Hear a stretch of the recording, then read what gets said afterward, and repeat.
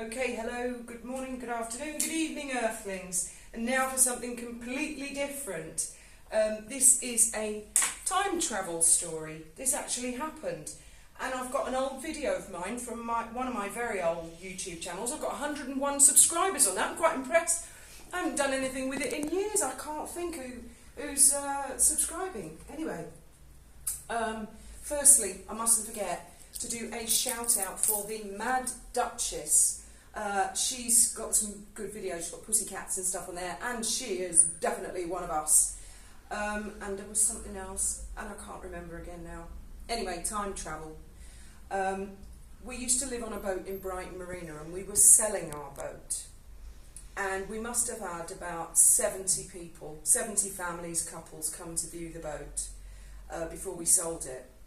And before we sold it, when someone would ring me up and say, can I buy the boat, I'd arrange to meet them at the car park near Asda and then show them where our private car park was and walk them down. I think it was probably about half a mile walk from the car to the boat, through security gates, and there's a lot of boats at Brighton Marina, and there is no way they would have found us without me doing that. Okay, bear that part of the story in mind. And I've got to thank you for doing the cameraman duty, Graham. Graham's been very good. He's been archiving and going through all old videos of the kids. So if you look at my previous, I think it's my previous video, Graham's uploaded a bit of Farben and Sam and Ben when they were little, for you to see. Right, now I'm going to play this, and then I will explain what I am doing. Is the volume up on this? Turn it up.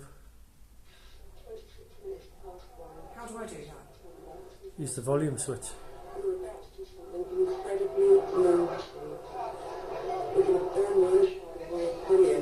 I don't think it's that clear, but basically this is a 12-year-old video, okay? And we're outside the Royal Pavilion. Which is completely against the rules, and they're going to demand it to find out. Now look at the video quality, Graham.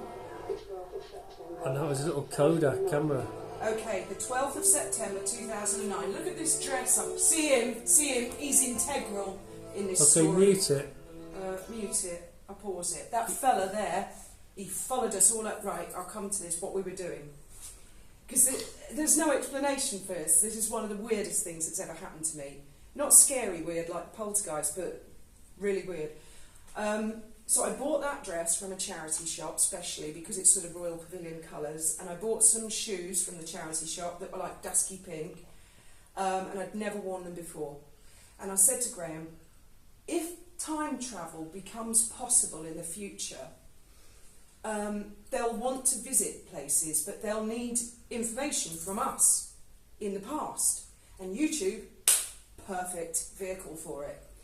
So I said, what if we made a YouTube video at a well-known destination and we said the exact time and date that we were doing it, and then if anyone in the future has a time machine and they want to come back, because they'd need to know not only the time and the place, they'll need to be able to calculate exactly where planet Earth is at that point, because otherwise if you had a time machine, if I had a time machine here and I went forward or back, say 10 years, I might end up in the floor or up in the air and then fall. So you've got to not only know the coordinates and the time that you want to go to. In fact, the time is really the least of it. You've got to know where the planet was at that time. Or you might even end up in the ocean, and then you'd be like... You're hypothesising on parameters now. Just get on with it. Well, that was my theory behind doing this video.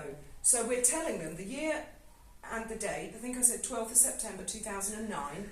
at the Royal Pavilion, at whatever time it was I said, and we were getting ready to go and make the film. So this story is from about an hour before this film was made. We're on Farben, we got the kids all dressed up, I put my new dress on, and this old couple appeared outside the boat. They just walked straight up to the boat, knock, knock, knock. And I opened the door and I went, oh, can I help you? Very unusual, never happened in the marina, because they've got to get past the security. And they said, oh, we see your boat's for sale. And I said, yes, it is, but you never phoned up. Well, you're here now. How the hell did you find us? How did you get in here? Now, the really weird thing is, they weren't interested in the boat. They didn't want to buy the boat. There was a man and a woman and I put them in their 60s, maybe 70s. They were a little plump. They were so excited, weren't they, Graham? I mean, they can hear your voice. They were like, oh, can we come in, right? And we were all like, what the fuck's going on here?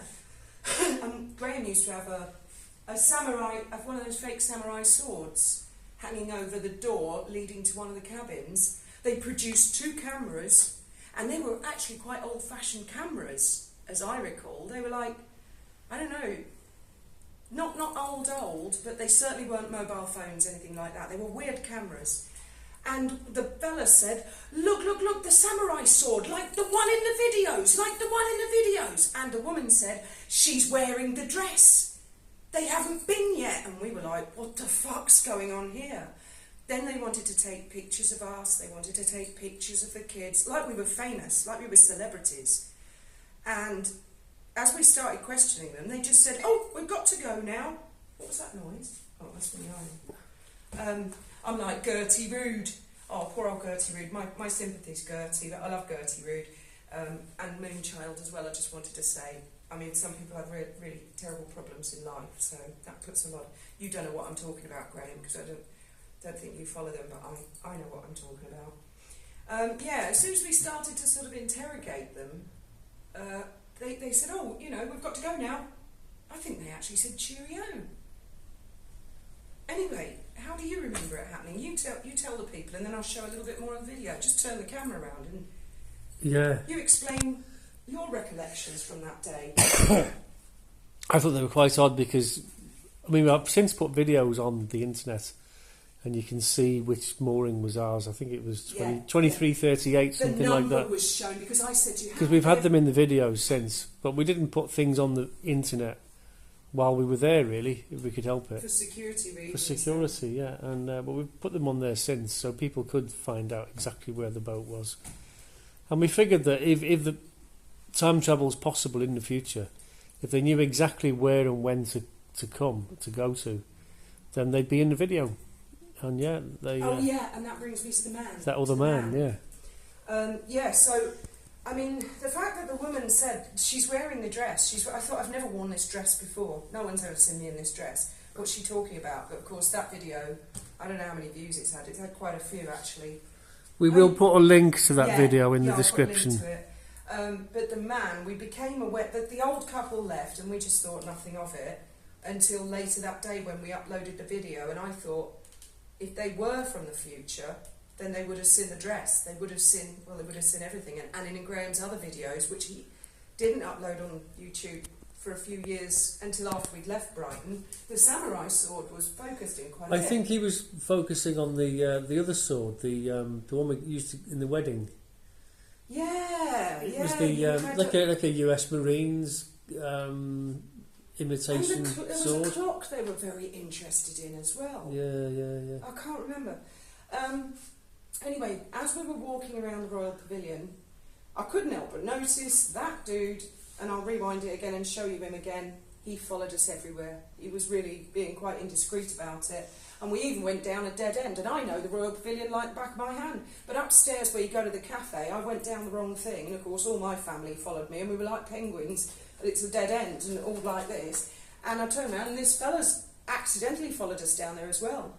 So he was dead embarrassed. And I said to Graham, look, there he is again.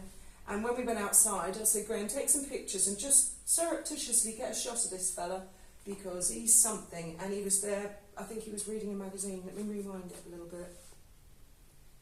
Mute it. I'll do my best. Because the copyright police will be banging you otherwise. Oh, yeah. Oh. There he is. I'll just come in a bit closer. I'll go back a bit.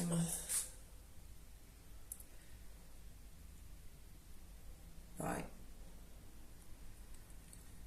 And you can see my necklace, I was wearing that back then.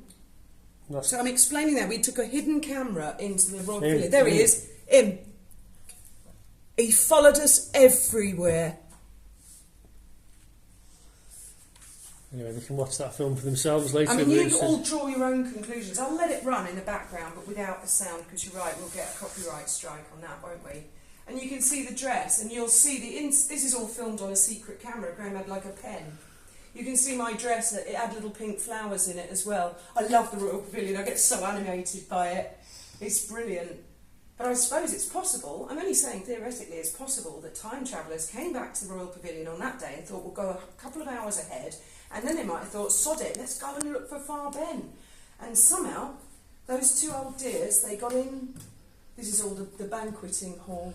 Yeah, but if we were time travellers now, we could look at our home videos and get the exact mooring. Yeah. We could look it up and do all our homework in advance. How did they find the boat? Because when I advertised the boat sale, I never put pictures of it. I couldn't afford it. I just described it, 36-foot harbour launch. This is the kitchen in the Royal Pavilion. I can't believe how terrible the video quality is. And their stuffed swan, that's awful, isn't it?